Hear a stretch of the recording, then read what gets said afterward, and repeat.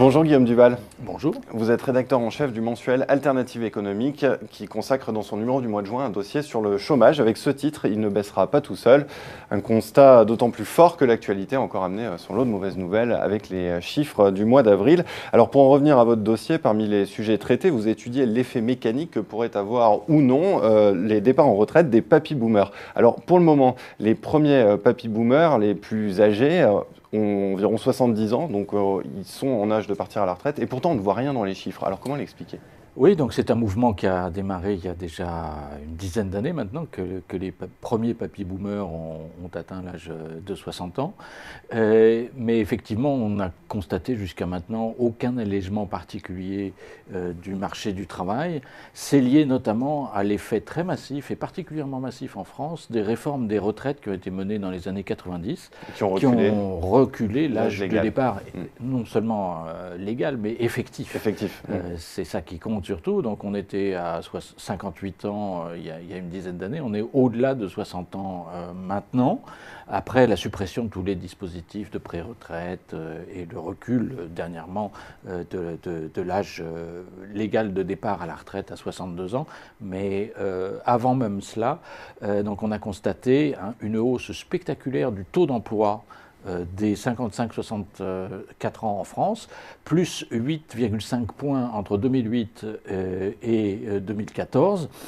Malgré la crise, c'est avec l'Allemagne et l'Italie en France que cette hausse a été la plus importante sur cette période-là. Dans beaucoup de pays en crise, en particulier, les taux d'emploi ont baissé, en Grèce, en Espagne, etc. En France, il a augmenté de manière très importante. C'est ce qui pèse aussi, malheureusement, négativement sur le marché du travail. Alors qu'est-ce qu'on peut anticiper pour les 5 ou 10 prochaines années lorsque tous les papy-boomers auront atteint l'âge légal de départ à la retraite à taux plein ? Donc le baby-boom, ça dure de 45 à 75, 1945 à 1975 en gros. Donc effectivement, c'est un mouvement qui devrait encore prendre de l'ampleur. Donc France Stratégie et la DARES ont fait une étude pour estimer le nombre de départs en retraite dans le futur. Il devrait être plus important dans la prochaine décennie que dans la précédente.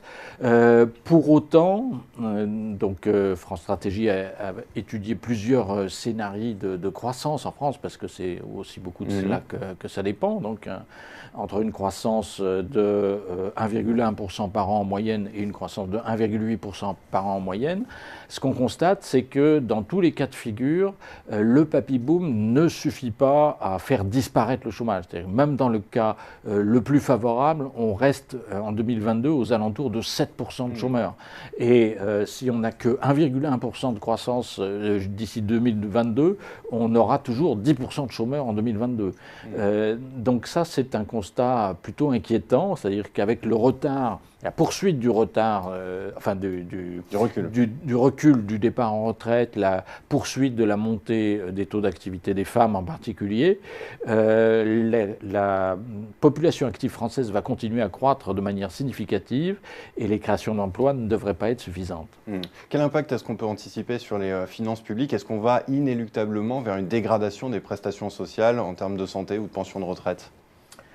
On est déjà parti vers une baisse des retraites sensible. Donc on observe déjà depuis 2008 une baisse des retraites des nouveaux retraités.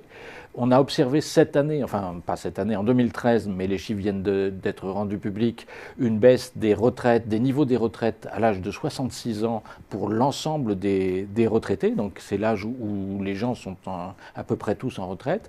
Et ça chute en particulier très fortement pour les hommes, pendant que les niveaux de retraite continuent à monter pour les femmes parce qu'elles ont des carrières plus complètes, etc. Donc on est parti avec les réformes qui ont été adoptées en France vers une baisse sensible du niveau de vie des retraités au cours des années à venir. C'est une des interrogations sur le développement potentiel d'une silver economy qui crée beaucoup d'emplois. Donc cette baisse a des effets potentiellement positifs sur le coût du travail, puisque ça veut dire que ça ne pèsera pas trop sur le coût du travail des actifs, mais d'un autre côté, ça veut dire que les retraités n'auront plus autant d'argent à dépenser, y compris pour soutenir leurs enfants ou leurs jeunes au chômage, etc. etc. Et donc ça peut avoir aussi des effets négatifs sur l'économie française sous cet angle-là. Alors ce qui concerne les dépenses publiques plus particulièrement, la France est un des pays où la part du PIB consacrée aux retraites devrait le moins augmenter dans les années qui viennent, du fait justement qu'on a fait des réformes déjà très sévères vis-à-vis du niveau de vie des retraités futurs. Vous avez évoqué l'émergence de cette silver economy. Où est-ce que vont se situer les gisements d'emplois et au contraire, où est-ce qu'on va perdre des emplois à cause de cette évolution démographique ? Alors j'ai dit tout à l'heure que ça ne réglerait pas la question du chômage, mais par contre ça va effectivement bouleverser l'emploi et la structure des métiers, parce que dans beaucoup d'endroits, il y a quand même énormément de gens qui vont quitter leur emploi.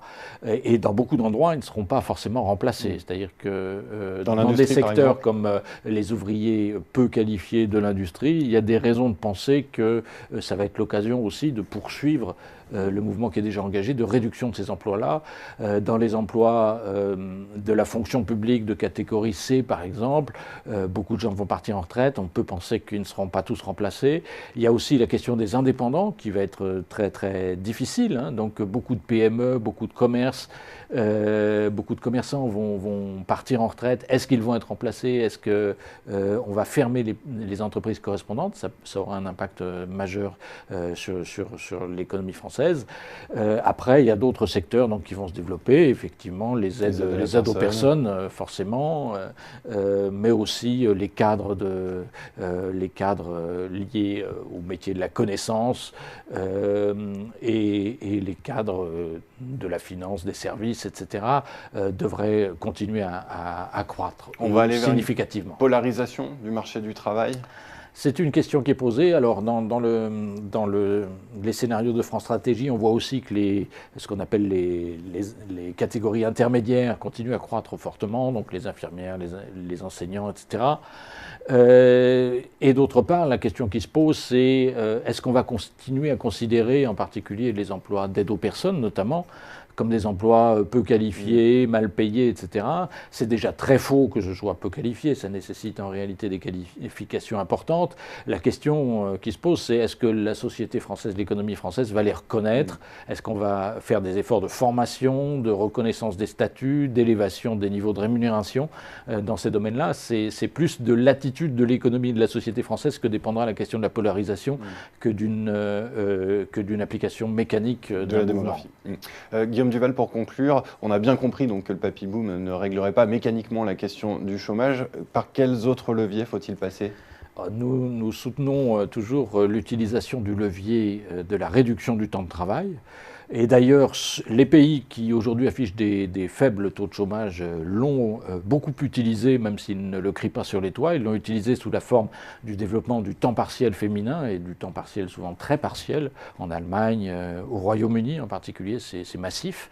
Ce type de solution n'est pas voulu par la société française. Il faut plutôt aller en France vers une réduction du temps de travail des hommes et des femmes. On a bien compris maintenant que sous l'angle purement hebdomadaire, ça s'est mal passé. La dernière fois, ça a été mal perçu et il ne faut pas y revenir sous cet angle-là. Mais si on évoque des idées du type 6 mois de congé sabbatique rémunéré tous les 5 ans ou 1 an de congé sabbatique rémunéré tous les 10 ans pour les salariés, ça fait la même fonction en termes de réduction du temps de travail et ça correspond mieux, je pense, à une demande sociale. Pourquoi est-ce qu'on serait obligé d'attendre d'avoir 67 ans maintenant pour commencer à faire le tour du monde ou se remettre sur les bancs de l'école? Je pense que les gens ont envie, ont besoin aussi, sur le plan économique, sur le plan de la formation en particulier, de respirer davantage durant la vie professionnelle. Eh bien, Guillaume Duval, merci. Je rappelle la publication de ce dossier sur le chômage et il ne baissera pas tout seul dans le numéro du mois de juin d'Alternative économique. Merci. Merci à vous.